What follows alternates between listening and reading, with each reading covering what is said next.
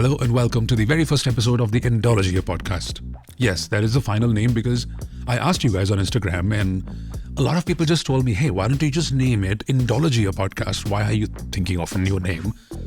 So that is what I have decided to do.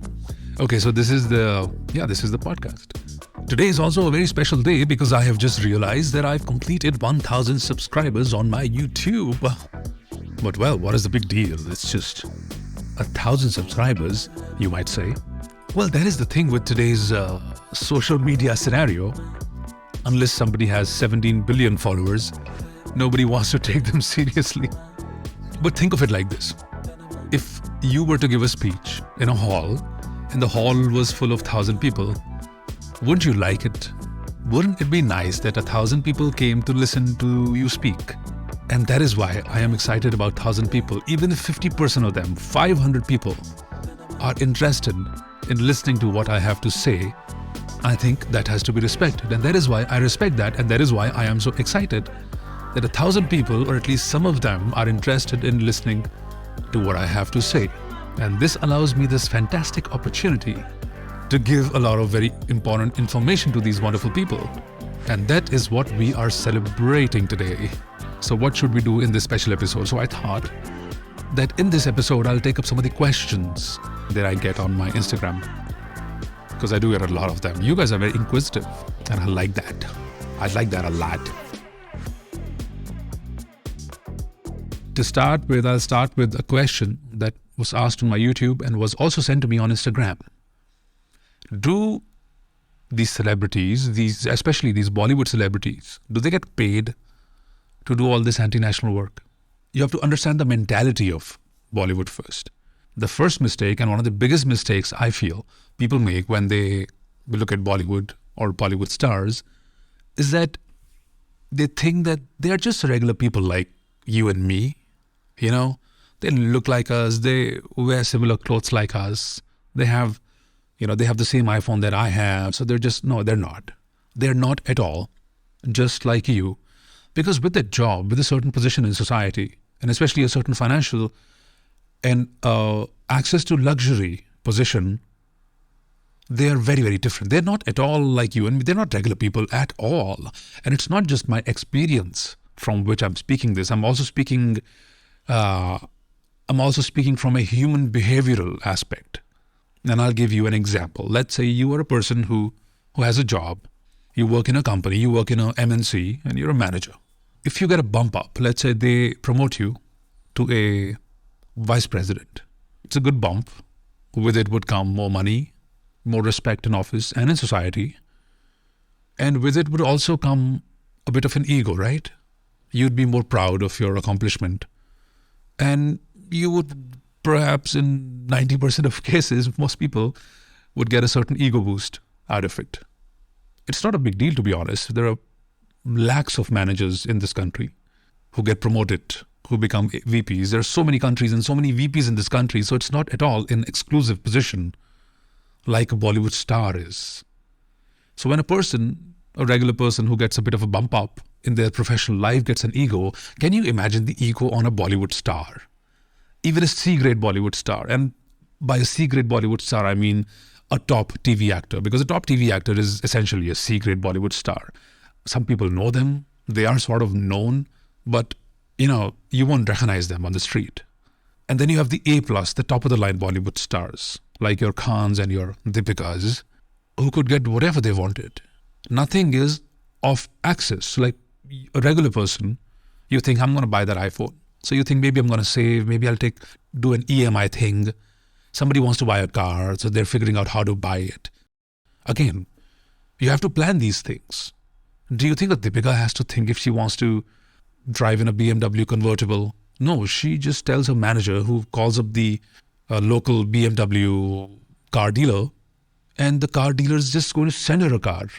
He's going to just send her a BMW because he knows that it's a great advertisement for his brand, that a film star is driving around in his car.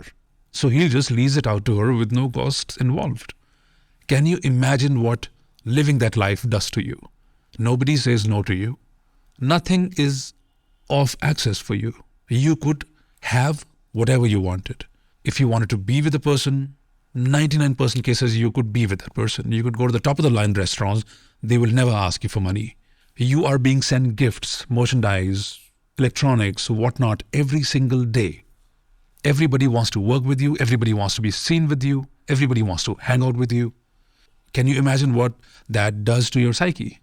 Would a person in such a position remain a normal human being? Absolutely not. That is not going to happen.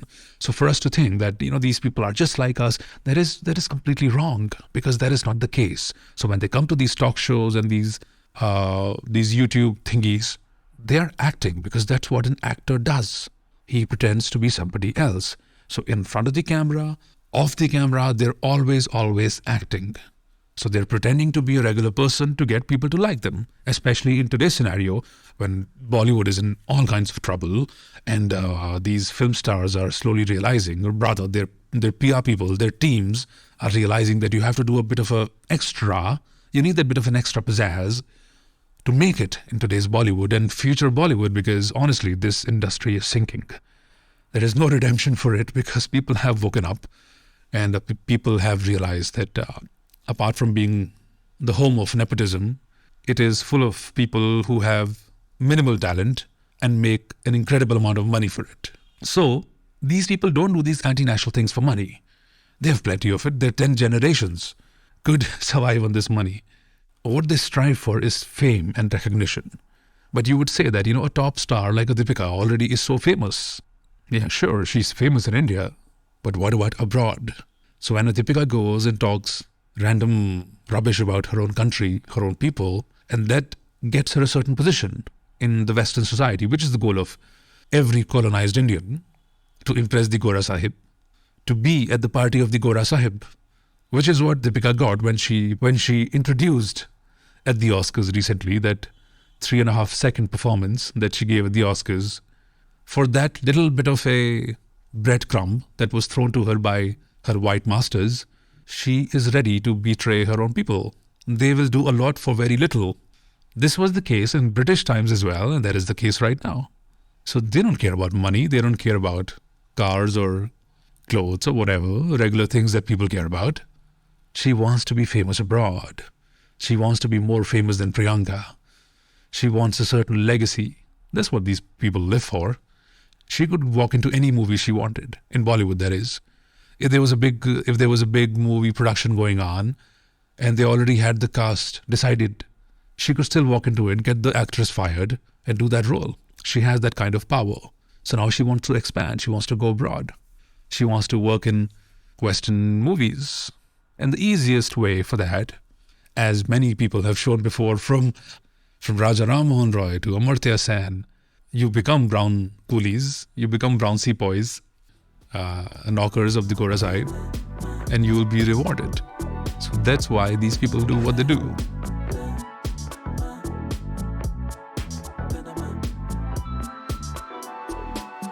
Now, another question I get quite a bit is, when will Pakistan break up? Or will Pakistan break up? And the answer to this is no. It is not going to break up.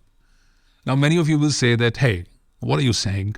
Every single day you keep posting stories and keep telling us and educating us about how Pakistan is such a terrible country. It is a temporary country. It is just not at all like a regular country. It's not at all like us.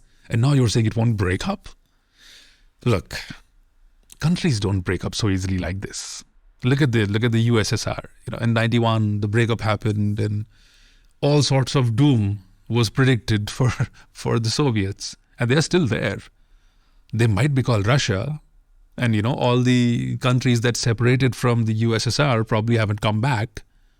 But is Russia less strong? Okay, there are countries like Belarus who technically are a separate nation. But just look at the way they do things. They're pretty much a vassal state of Russia. They might as well go back to Russia. Similarly, Pakistan won't break up. People keep saying that it's going to break up into 5 pieces, 4 pieces. That is not going to happen. Pakistan still remains a useful idiot for the West. Right now, it doesn't have much of an importance. It's diplomatically very isolated. But do not think that the West will let this asset die. They will always keep this asset alive, especially when India is becoming very strong. The stronger India becomes, the more incentive for the Western people to keep Pakistan alive. But will Pakistan remain in this shape? Of course not. I completely believe that come 2047, 100 years of the partition, Pakistan will not be looking like it does right now. So what will happen? I think, that's my personal opinion, first of all, nobody can say for sure what will happen. Will POK come back to India? We don't know what is going on in PM Modi's mind. He has surprised us in the past, and I'm pretty certain that he will surprise us again. I actually think that he's just going to buy POK from Pakistan. That look, here's a certain kind of money, now POK is ours. Because I don't think there's going to be military action. Given the kind of image that India is building internationally, an army action does not really, go along with that. Because Pakistan can very easily cry annexation, and they can sort of create a Ukraine-like situation around them, if they were smart, that is. So I don't think India is going to attack them. What I think will happen is that the biggest casualty in my mind for Pakistan would be Pashtunistan and Balochistan. And I think you won't see outright division or another partition. I think what you would see is that Pashtunistan, the KPK FATA region, I think it would become a no-go zone for regular Pakistanis. You know how Kashmir was for us in the 90s? Like, you could not even think about visiting Kashmir. I think KPK, FATA, for them would be like that, except 10 times worse. It would be sort of a jungle Raj, so to say. And I think similar thing would happen in Balochistan. Because Balochistan freedom is a bit complicated. We seem to think that it's going to happen very soon. But we very conveniently forget that a part of Balochistan lies in Iran as well. And Iran's not going to like that. If the Baloch people who are living in the Balochistan region in Pakistan get freedom, then there's a pretty good chance that the Baloch in the Irani Balochistan also want freedom. And given the way the Iranis treat the Baloch people in their Balochistan, I mean, it's pretty bad. Both the countries are treating the Baloch people horribly. So a little bit of a spark over there, it's definitely going to lead to a fire in Iran, and Iran's not going to like that. And that is also the reason why the Indian government does not outrightly support the Baloch movement. Because India has very good relations with Iran, especially in terms of trade. We have built Chabahar port over there. So it does not make sense for India to ruin our relationship with Iran just because we want Pakistan to be miserable. So I don't think Balochistan is going to be a separate state anytime soon. If any region will be a separate state, I think Pashtunistan is much more of a likely case. But I still think that these two regions are going to be a no-go zone for the Pakistanis. And eventually, somewhere down the line, it's going to be a long time, but somewhere down the line, you'll just have Punjab as, the core of Pakistan. A petty, insignificant, miserable state. That will be Pakistan's existence in the grand scheme of things.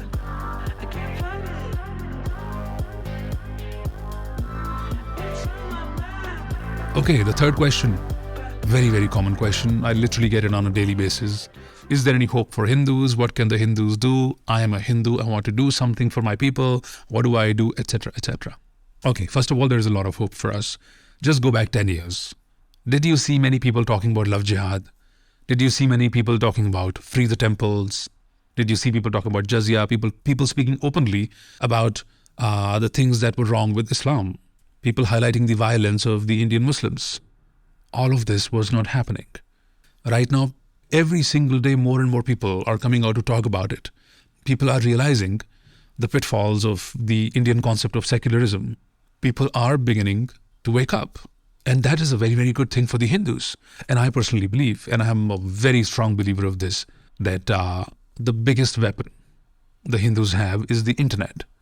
And for the last few years, we have started using it for our own cause to make people aware about the immediate and threatening problems that the Hindu society is facing. And I think we have to keep continuing that. That is the first step. We have to do that. We have to educate our people. We have to spread awareness about our causes. We have to let everybody know about the real history. Because so far in schools, in colleges, we are being taught very false things. And that is not a good thing. Because see, we are a historical people. Our problems are historical. So to understand these things, we have to know the history. right? We have to know what has been done to our people in the past. We have to learn from those things, and we have to take inspiration from those events, from those people. Okay, so the first step is spreading information. The second step is getting organized. If you guys have noticed, I have been encouraging people to create groups, and I myself have been creating a lot of groups online. Regional groups, groups for women, groups for college students. And these groups help us share our experience with others, to learn from others' experience, and perhaps to get organized offline sometime in the future. And these groups are a great way of putting our minds together, discussing things that are important to us, and perhaps out of those discussions will come out some good ideas. So spread information and organize online and organize offline. It's not really that difficult. If you stay in a society, for example, you could have a certain group in your society. And you don't have to outrightly become a group, a Hindu activist group. It could be something as simple as a Hindu sports club. A bunch of Hindu guys getting together, playing cricket every Sunday. If you are a housewife, you go to your local temple every Tuesday. Why not talk to the other women who come there? If nothing else, create a WhatsApp group of your local people. Create a group just to share local information, so that if something happens locally, that information can easily be shared. Just imagine if you live in a sensitive area where a lot of members of the special community harass you guys, information could be relayed very quickly. If you had a WhatsApp group, you need to get organized. If you're a college student, why not start a society in your college? You don't have to call it a Hindu society. You could just call it a historical society or history club or something like that. And you could study your dharmic history. You could study the history of your ancient great kings. Study the history of the oppression that our people have been forced to go through. There are so many things that you can do. Please do not think that you're helpless. In your hand, you have a great weapon. You have a smartphone with internet access. Use it. And if you say that I don't have time for this, I have a job, I'm a student, look, if you cannot take out 15 minutes a day, 30 minutes a day to work for the welfare of your people, to work for the welfare of your society, then you do not have the right to complain that the Hindu society is in danger, that India is going to be divided, that there is nothing but doom that awaits us in the future. Please do not complain then. But if you're concerned about these things, if these things bother you, then you need to take action, no matter how little it is. I made the slightest contribution to our cause by starting a little Instagram page where I share certain snippets from very good books, or what I think are good books. And I get tens of appreciative messages every single day from people thanking me for starting this page. What is stopping you? Forget about likes, forget about followers. Just do your job. And if you say, I don't have that skill to create something. Do you have the skill to support the people who create them? Do you have the skill to share their creations? If you have you see a very good post, can you share it in your WhatsApp group? Can you share it in your college students group? Without thinking that, hey, what are people going to think? We have to spread information. We have to spread awareness, and we have to get organized. Let's start with this. You have a lot of power, my friends. Do not underestimate yourself. 20 minutes already. I think this is a good time to stop this. I'm doing this live, by the way. Live in the sense that I'm not going to edit this. I just woke up an hour ago and I just pressed the record button and I thought, chalo, let's see what happens. Okay. This is my normal, regular, everyday life way of speaking and being. So tell me, what do you think? Should I do more of these? Or should I go back to my scholarly way of speaking? So anyways, thank you for listening to me. You guys are awesome. You guys are the best. I love talking to you guys. I love getting your messages. So please do keep sending them. And it wouldn't be such a bad idea if you would tell people about my YouTube channel, would it be? Till the next time I see you guys. Take care.